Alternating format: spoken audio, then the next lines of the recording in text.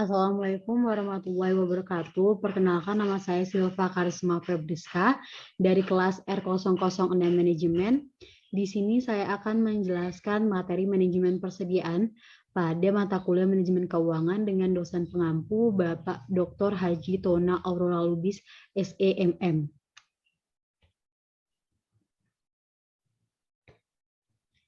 Pengertian manajemen persediaan. Manajemen persediaan adalah bagian utama dari modal kerja yang merupakan aktiva yang pada setiap saat mengalami perubahan. Sehingga dapat disimpulkan bahwa persediaan adalah suatu aktiva yang harus tersedia dalam perusahaan pada saat yang diperlukan untuk menjamin kelancaran dalam menjalankan perusahaan. Manajemen persediaan diperlukan untuk perusahaan di bidang industri manufaktur dan perdagangan saja. Hal ini dikarenakan aktivitas industri manufaktur dan perdagangan di dalamnya terdapat persediaan-persediaan. Berbeda dengan perusahaan jasa yang tidak terdapat persediaan bahan baku ataupun persediaan bahan dagang yang untuk dijual kembali. Selanjutnya ada tujuan manajemen persediaan. Yang pertama itu ada batch stock atau lot size inventory, yaitu persediaan yang diadakan karena kita membeli atau membuat barang-barang dalam jumlah yang lebih besar dari jumlah yang dibutuhkan. Selanjutnya ada fluctuation stock, yaitu persediaan yang diadakan untuk menghadapi fluktuasi permintaan konsumen yang tidak dapat diramalkan. Selanjutnya ada anticipation stock, yaitu persediaan yang diadakan untuk menghadapi fluktuasi permintaan yang dapat diramalkan. Selanjutnya ada fungsi manajemen persediaan. Manajemen persediaan sangat penting bagi perusahaan. Nah, hal ini karena fungsi dari aktivitas tersebut cukup beragam. Berikut ini fungsi dari manajemen persediaan. Yang pertama, untuk mengantisipasi kekurangan persediaan. Hal ini karena harus diperhatikan terutama bagi perusahaan yang berfokus pada proses produksi barang. Meskipun pada umumnya suplai bahan sudah pasti datang sesuai jadwal, langkah antisipasi tetap penting untuk dilakukan untuk berjaga-jaga jika seumpama persediaan datang terlambat dan berpotensi mengganggu proses produksi.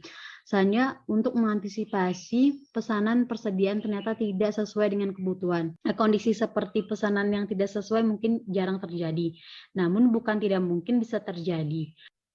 Perusahaan harus selalu memastikan pesanan persediaan yang diterima apakah sudah sesuai yang dibutuhkan untuk proses produksi. Misalnya berjaga-jaga jika persediaan yang dibutuhkan ternyata tidak ada di pasaran. Nah, fungsi utama dilakukannya manajemen persediaan adalah untuk memastikan persediaan bahan selalu tersedia. Langkah ini untuk mengantisipasi jikalau bahan yang biasa digunakan tidak ditemukan di pasaran. Nah, bisa karena stoknya habis dan lain-lainnya. Selanjutnya, menjamin lancarnya proses produksi. Nah, terutama bagi perusahaan yang berfokus dalam memproduksi barang, proses produksi harus dipastikan tetap berjalan. Hal ini karena dilakukan supaya tetap bisa meraih keuntungan dan menyediakan kebutuhan bagi konsumen ataupun pelanggan. Selanjutnya jenis-jenis persediaan. Yang pertama itu ada persediaan bahan baku, yaitu persediaan barang-barang yang berwujud seperti besi, kayu, atau komponen-komponen lain yang digunakan untuk proses produksi. Selanjutnya ada persediaan komponen-komponen rakitan, yaitu yaitu persediaan barang-barang dari terdirinya komponen-komponen yang diperoleh dari perusahaan lain, di mana secara langsung dapat dirakit menjadi suatu produk. Selanjutnya persediaan bahan pembantu ataupun penolong, yaitu persediaan barang-barang yang diperlukan dalam proses produksi, tetapi tidak merupakan komponen barang jadi. Selanjutnya ada persediaan barang setengah jadi, yaitu persediaan barang-barang yang merupakan keluaran dari tiap-tiap bagian dalam proses produksi atau yang telah diolah menjadi suatu bentuk, tetapi masih perlu proses lebih lanjut untuk menjadi barang jadi. Selanjutnya ada persediaan barang jadi, yaitu persediaan barang-barang yang telah selesai diproses dalam pabrik dan siap untuk dijual atau dikirimkan kepada konsumen ataupun langganan. Selanjutnya ada metode manajemen persediaan. Yang pertama itu ada metode economic order quantity, adalah salah satu metode pengelolaan persediaan yang dengan cara membeli persediaan sesuai dengan pesanan yang diterima. Selanjutnya ada metode MRP, adalah metode pengendalian serta perencanaan persediaan untuk menjamin bahan baku itu selalu tersedia. Selanjutnya ada metode just in time, yaitu disebut juga dengan metode tepat waktu, yaitu memungkinkan perusahaan sebisa mungkin dibuat tidak menyetok atau memiliki persediaan.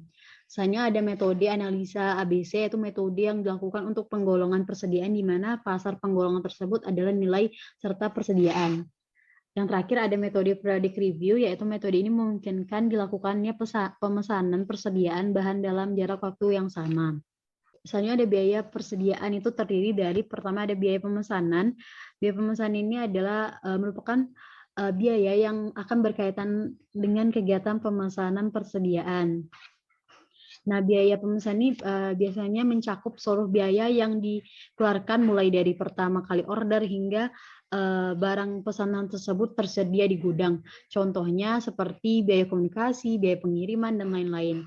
Selanjutnya ada biaya penyimpanan, yaitu biaya yang dapat muncul dan dikeluarkan untuk menyimpan barang atau material yang sudah diorder sebelumnya.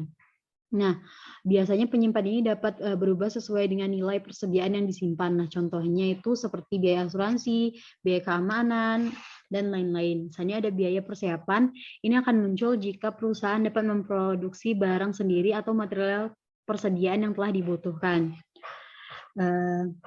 Beberapa contohnya seperti biaya persiapan tenaga kerja, biaya surat menyurat, dan lain-lain. Misalnya ada biaya kehabisan, di mana manajemen persediaan akan kekurangan karena biayanya kurang, atau disebut dengan storage case akan muncul apabila bahan persediaan tidak tersedia. Sekian presentasi dari saya. Apabila terdapat kesalahan dan salah pengucapan, saya mohon maaf yang sebesar-besarnya. Terima kasih. Saya akhiri. Wassalamualaikum warahmatullahi wabarakatuh.